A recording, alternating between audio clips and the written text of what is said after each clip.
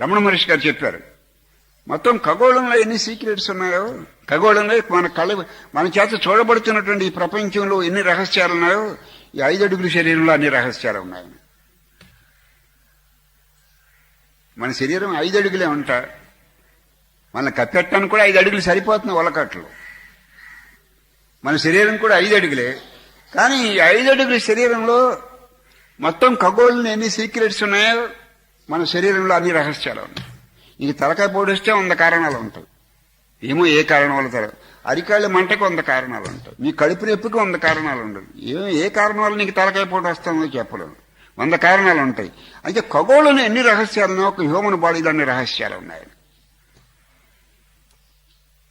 భగవాన్ ఏమంటారంటే, అది నీకేదైనా ప్రేమ ఉందనుకో, దయ ఉందనుకో, దాని వ్యాపారం చేయకు.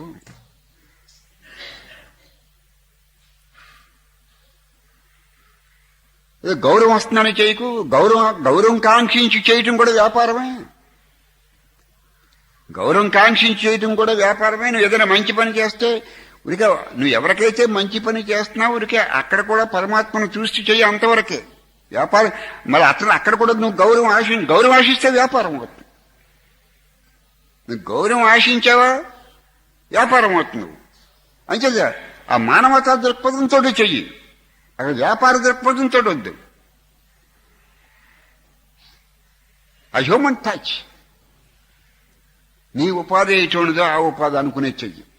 అక్కడి నుంచి ఏదో వచ్చేస్తుంది, గౌరవం వచ్చేయాలి, గొప్పలు వచ్చేయాలి, అలాగే వెళ్ళకు. అలాగెళ్తే నీ మనస్సు చిక్కబడిపోతుంది. చిక్కబడిపోవడం కాదు, పునర్జన్మ హేతువులు ఎక్కువైపోతాయి. అంటే అజ్ఞానం తగ్గటం మొదలు పెరుగుతూ ఉంటుంది.